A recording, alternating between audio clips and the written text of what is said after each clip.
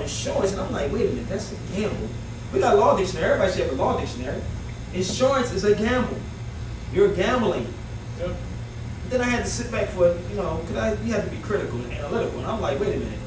After the year you didn't have an accident, anybody go back to DMV in Pennsylvania? I don't know where else, how they say it somewhere else. But after the year, you ask them for your money back because you ain't been in an accident? Think about it for a minute. You go back to them and say, I haven't been in an accident. Can I get my money, my refund, like a tax, excise tax, tax return? Think about it. Come on, we have to start questioning these days. It's not against the law to ask questions yet. Come on, start thinking. Yeah. So I like how you said yeah. Yeah, that's what I said, yeah. They're working on it right now. Right. So they're in school teaching people, you have to get a driver's license. Now this is being trickled down to generations and generations. They have to get a driver's license. Okay, but nobody sits there. My son is going to be questioning these things also, but if you choose to get it, that's up to you. But I'm not saying not to get it. Well, yeah, I'm familiar with this. Very familiar. The back of it's different. Yeah, I'm very familiar with this, right? When it started with this information in Philadelphia, I remember this.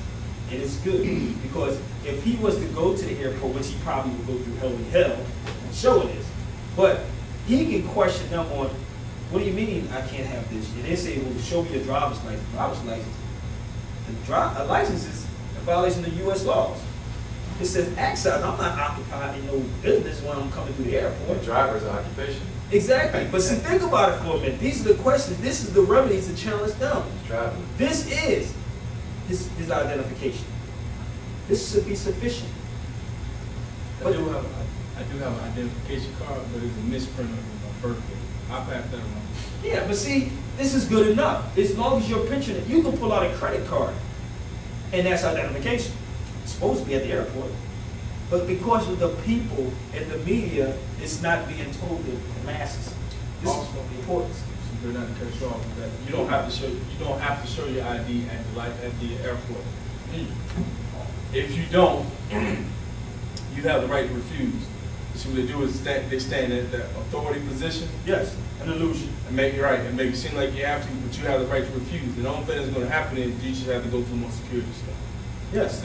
Until people start standing up, really, it's not going to change. That's right. And that's why my whole focus and mission now is not to deal with a small group of people. Let's get it out to the masses of these people.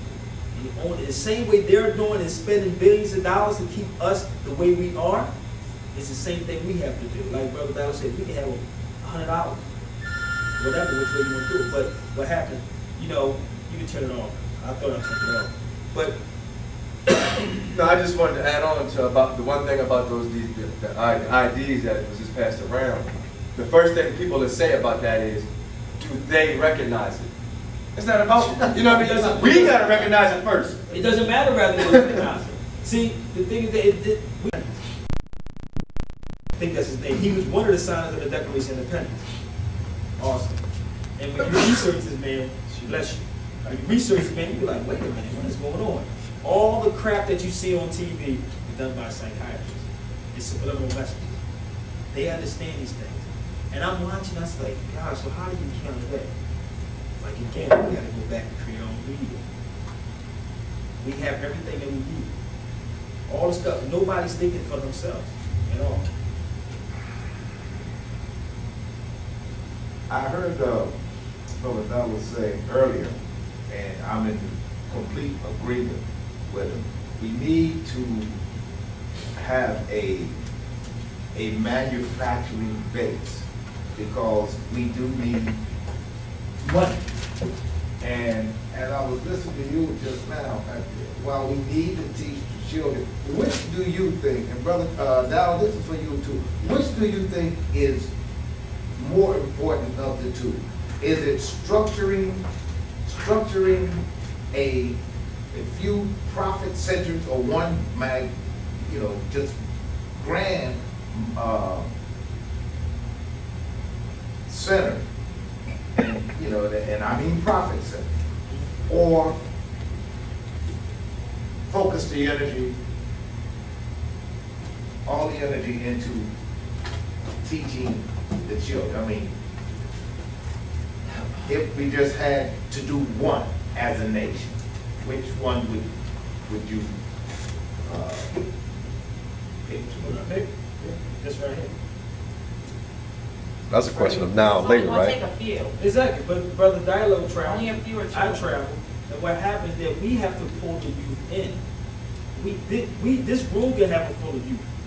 Of you. Of you. Go off and bring them in. Let me tell you. Let me show you how Harvard was started. How many people know how Harvard University was started? Anybody in this room? Harvard. The college. Nobody? It started out of a basement of a man's house with a couple of people, just like this, and it grew. Then they started getting memberships, and they started signing on.